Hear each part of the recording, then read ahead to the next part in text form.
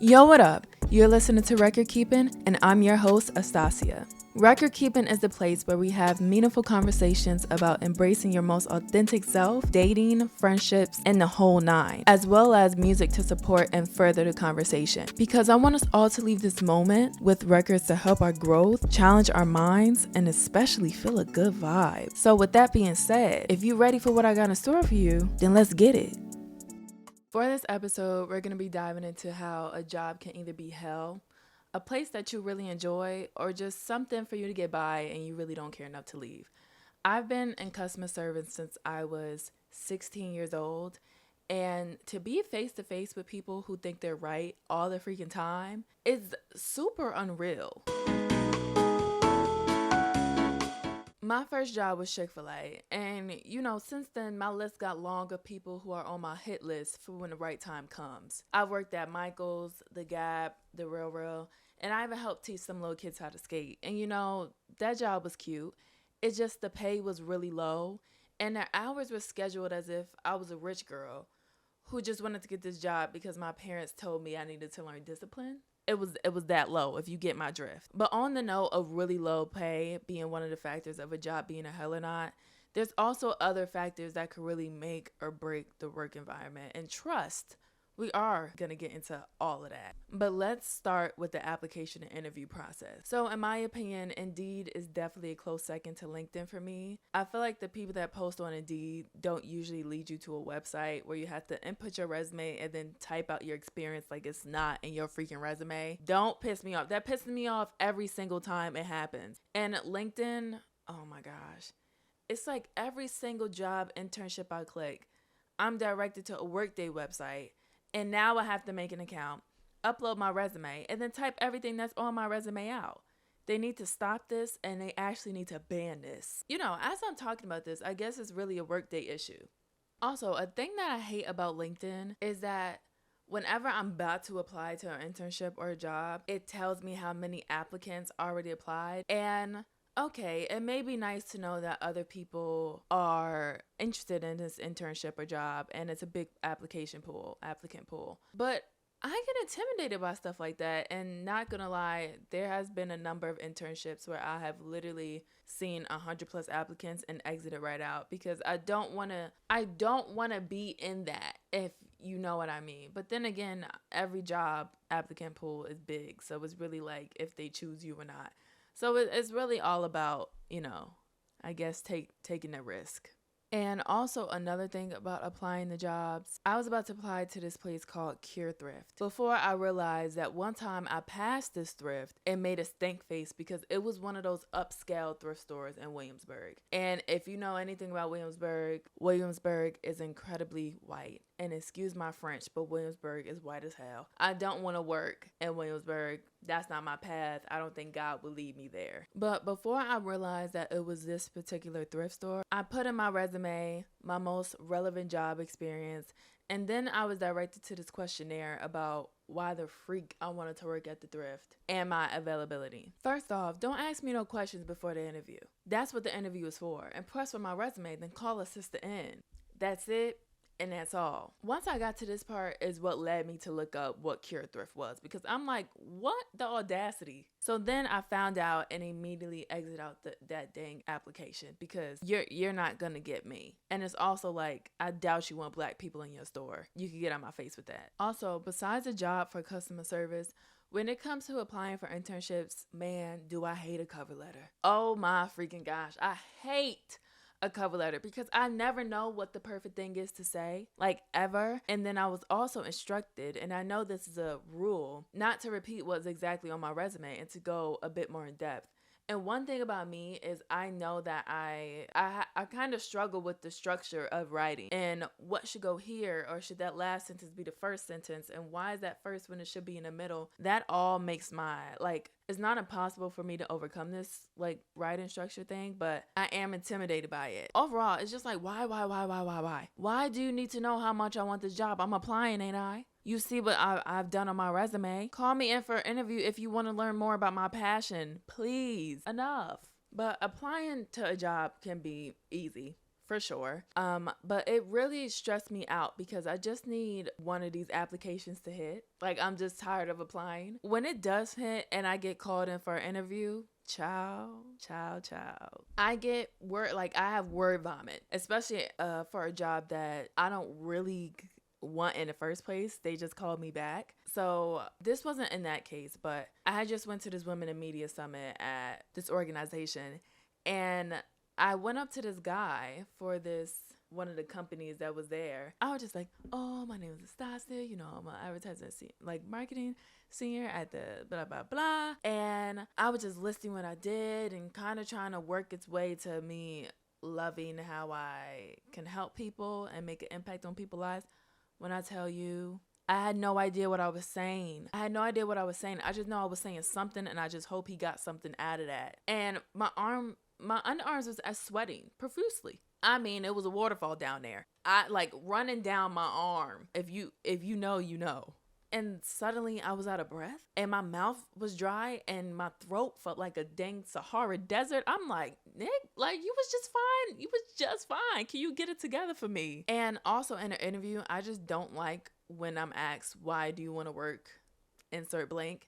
Because why do you think? You see that I ain't got no job on my resume. You see what I've done in my previous work. It aligns. Just ask me what I could do for the company. It's like my mind just goes like, it kind of goes blank. Because why are you asking such an obvious question? But some people, they just need to hear you say why their company is the best and the greatest and whatever. Girl, F you. Whenever I feel like I hit all the points in an interview and still don't get an email or call back, oh, that be messing with me sometimes. Because I had an interview for this like thrift store, but they also give back to like a charity cause. I gave them an idea. I literally said that I feel like I will want to organize a book workshop for the homeless. Like, yes, they need to be fed food, but they also need to feed their mind. A lot of people don't really recognize that when thinking about what homeless people need. And I was like, I feel like that would be a great thing. She wrote that down like, this is so good. I didn't get a call back, not an email back. I was just silent.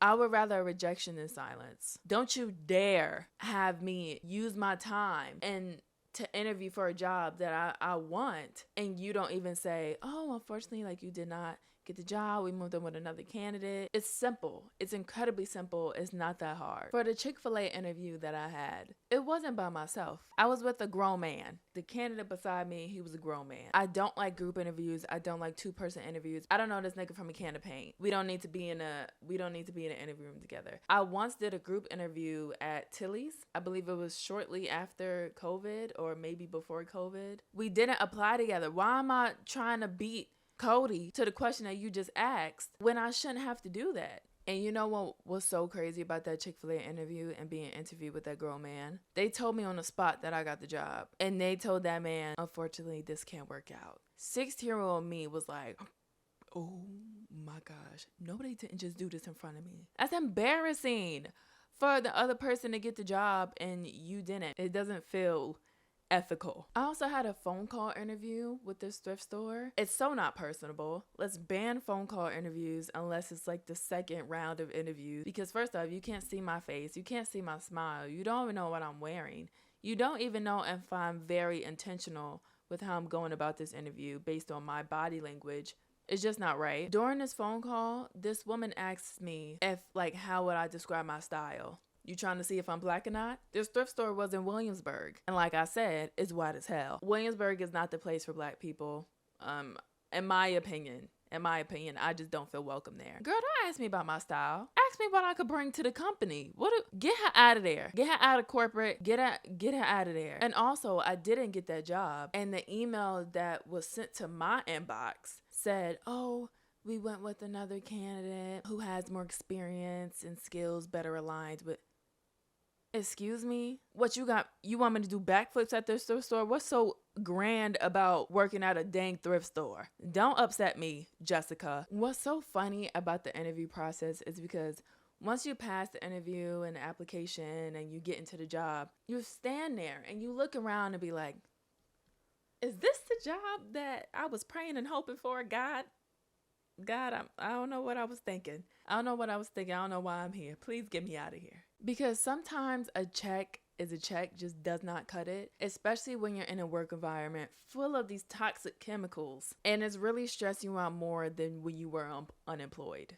But I don't think that I will ever not be nervous for an interview, even when I know it's a job that I have or think I have in the bag. Also, looking for a job can make you feel discouraged, optimistic, and almost delusionally open to every opportunity there is. Because this girl that I went to high school with, she mentions that she applied to be a part of the FBI. Baby don't have no experience. But I mean, hey, if the FBI needs somebody that bad, then so be it, girl. Salute. For this first record, I decided to play this first because whenever I'm going through a stressful and anxiety-filled chapter of my life regarding employment and finances, I need to remind myself to have faith that it'll all work out, although it may not look like it at the moment. So check In the Middle by Isaac Carree. For my people watching on YouTube, just check it out in the radio show on Soundcloud. Link is in the description. I just love how he is talking about a moment in your life when you are down bad. Down bad, I mean pleading, like, God, please help a sister out. But to a very upbeat instrumental. And it kind of makes you like, yeah, you know what, Isaac? Things are gonna work out. That you so right. For this next song, I love the message behind it because God will never lead you astray. Everything is for a purpose. It's already written. This is how it's supposed to be. So check this, Intentional by Travis Greene. I had listened to the song when I had an 8-page paper due for my my marketing class my freshman year. I was almost done and the pages got lost. I only had 3 pages and I actually had 6. So imagine my heartache. But that next morning, I literally woke up, went to the library and got it all done and I got an A. So shout out to you, Travis, because without this song, I don't know. And without God, really, I don't know if I would have made it through.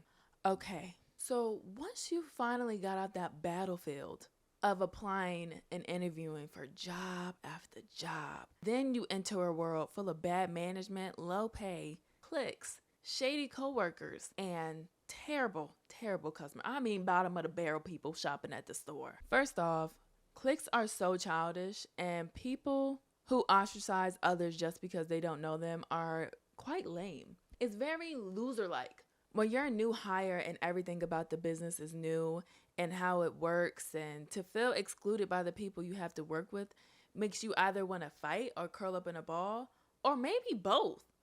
Fight and then you curl up. My first job, like we've talked about, was at that homophobic, racist fast food chain who has the best chicken, unfortunately. I came into an environment that was already close-knit, and they made it known that they were closed off to the newbies. There were groups everywhere, near the drive-thru, near the freezer, near the fryer, and they always broke up when people got near. It just felt like I was a screw in a machine and not actually connecting with the people I'm here on the same mission as. We're all here because we want or need to earn money, and yet they're acting stink like that for what? I think the people in groups remember how it felt to be new at a job and didn't like how they were ostracized. So they put on this big man facade to be like the people that made them feel low.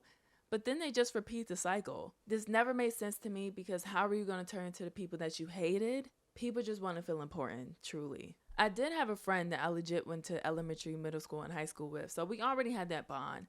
And she didn't care for anyone there either. So yeah, she was always just such a cool person. And it's nice to have that one person to chat with at work. It makes it feel less like a job and it helps the time go by faster. It was a lot of shady boots at this job. One time, I have recently learned that I loved my hair in twists. It shaped my face so well and I loved how juicy they looked. My hair was a nice dark brown too, so I was kind of obsessed. And it was basically foreshadowing like me starting my lock journey. So I went into work one day with my twists and I felt so cute and comfortable despite the uncomfortable and sour environment. While at the cashier, I turn around and this nigga Juan with the most outdated flat top and this girl with these old ASAP Rocky braids was looking at me and then talking to themselves and then looking back at me while I was at the cashier. I turned back around like, ain't no way they was talking about moi. I'm literally just minding my business, you raggedy heifers. That kind of hurt my feelings because, especially as a young black girl, literally 16, I was already self-conscious about the way that my natural hair looked to people, and there was no community there, and it sucked. Because especially her as a black girl, why are you making fun of me? Your hair is just as kinky as mine. When I was working at Moleskine, a business with one of, if not the greatest notebooks ever. I'm not just saying that. I literally use Moleskine. Like, I have nothing but Moleskine journals. That's all I write in. It started out cool when I first got there, but I did notice how I was the only black girl and everybody else was Latina. I grew up with a lot of Spanish people, so this is fine. You know, cool, cute, whatever.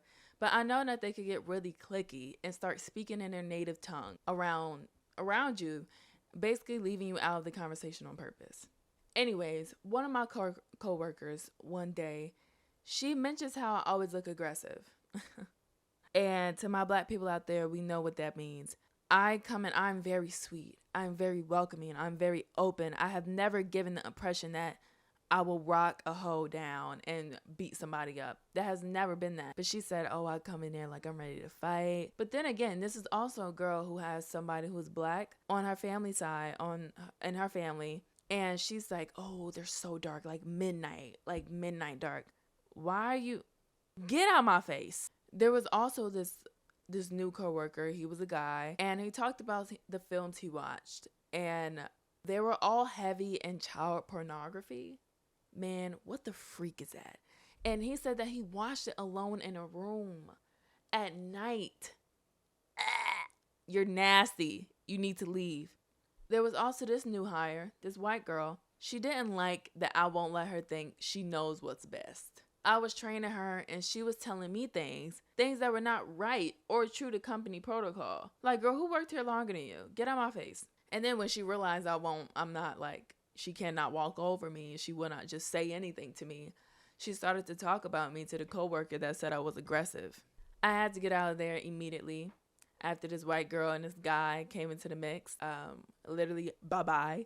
Trust, my letter of resignation was shady because my manager should have been more thorough with the interview process. When it comes to dealing with nasty and shady coworkers, I mainly play trap records because it makes me feel empowered and like, don't mess with me or you might get gunned down. Low key, I don't own a gun. I was not playing any songs about being left out or talked about because they're the ones with the problem, not me. So for this next record, it's the song that actually calms me down because some of the things he raps about is exactly what I want to do, but I actually care about my life, so I don't. So check Ambition of a Writer by Lud Foe. This record literally prevents me from crashing out, and I suggest that everyone finds that record for them to prevent them from actually crashing out because that's the healthier way. The next song I'm going to play is literally like check who you're being nasty to, basically. So check Shanghai by Nicki Minaj. Next, we're going to talk about management, the head honchos. First off, condescending bosses are kind of the worst. When I was working at this job and I was in charge of speaking to this client, the client is going through mental health issues and I needed to just talk to her about a job really quickly. So I think maybe about 5-10 minutes passed, and I'm also doing other tasks that was presented to me by my boss. He goes, oh, Astasia, did you talk to client about that thing? I was like, no, about what thing? Mind you, we're in a group chat together. So if I was to talk to this client, he would see. And he was like, oh, about this, and that. And I was like, oh, no, I'm sorry. I'm doing this, that, and the third that you giving me. He was like, oh, okay, well, get on that. Well, excuse me for trying to map out time. Also, with the same boss, I was told that they didn't trust me or my coworker. What a thing to say for people that are literally working for you, trying to make your company better. This untrusting behavior led them to micromanaging in a sense, because breathing down my neck, breathing down my coworker's neck, breathe down their neck, down somebody else's neck. It was a lot. And micromanaging literally leads to your top talent walking away. Because why are we on a call for an hour, 2 hours, and then we have a break and then we're still on a call. You don't need to monitor us. We are not children. We are not. I'm not. I know what I'm doing. Also, managers who mix emotions with business and is also very petty should not be in a role of leadership. I remember I was late to work by accident, okay? I had an issue with my friend and I just completely forgot to update them. I was an hour 30 minutes late. Very, very unlike me. I'm not late. I hate late. I don't like being late. Nobody cared.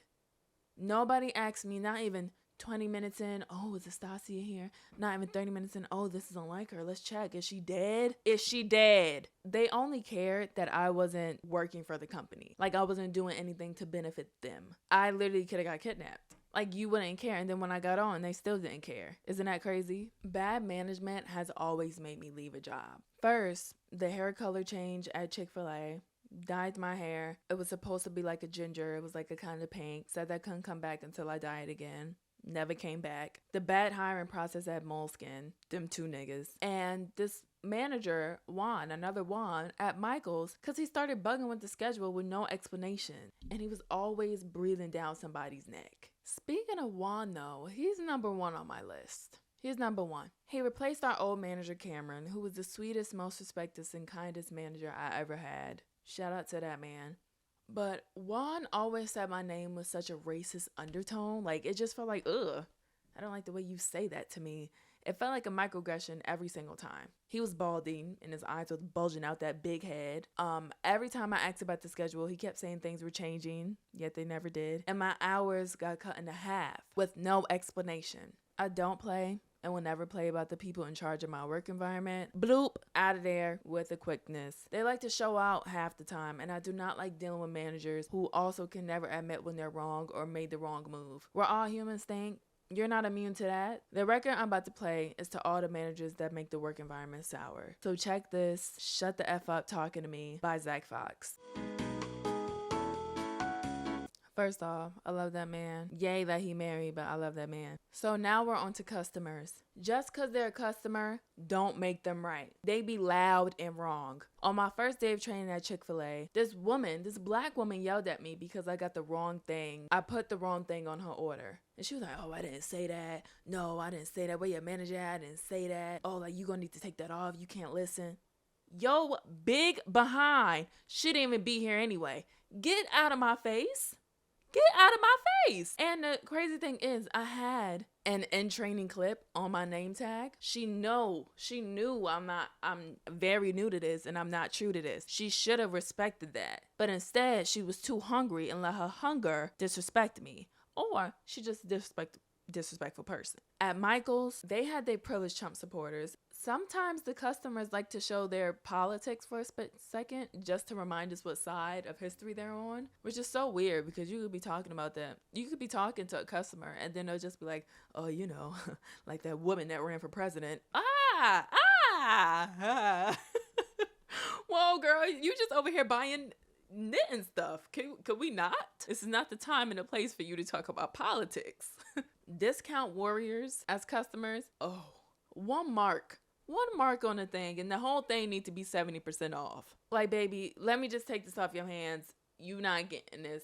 You not getting no percentage off. And then they like to call the manager. And then now you have to call the manager knowing good and well that they're going to be like, man, we can't do anything for you. And there's going to be this whole argument at my cashier about why my manager or me can't do anything for you because of this little behind mark that you could scrape off on a product is not discounted. The no price tag hoes who be trying to finesse, ooh, they be trying to get you. Ooh, they be trying to get you. Oh my God, at Michael's, it was like, oh, this doesn't have a price tag. Like, I don't know, like I think I seen it for $1 back there. You look it up online and it's 17. Oh no.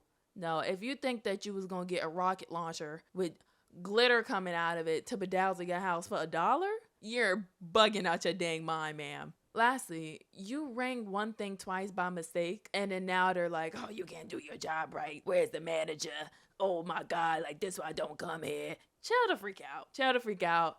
There's an exit, there's an X right on this monitor.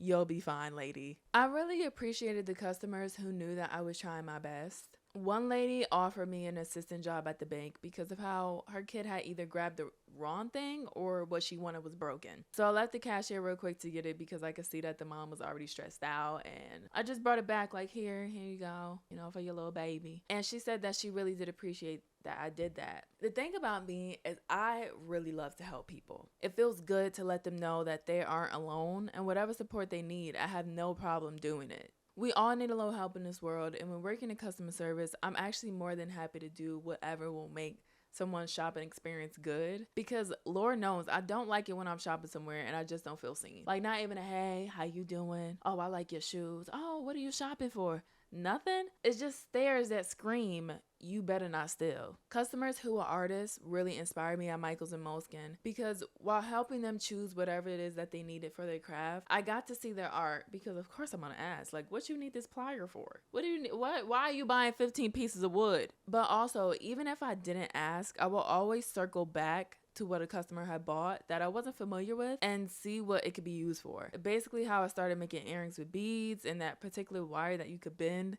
and earrings made out of resin and clay. And it's also how I picked up oil painting. Customers can kind of make or break your workday. I love the people that come in with respect for us just doing our jobs and trying to do it as best as we can. Like, they really see you as a fully fleshed person and treat you with kindness. Shout out to the Mandem for real. Well, I sound like Drake when I said that. Oh, God. But for this next record, this is how I feel whenever customers in my face and I need their mouth to be shut immediately. So check this, Shut the F Up by Rina Sawayama.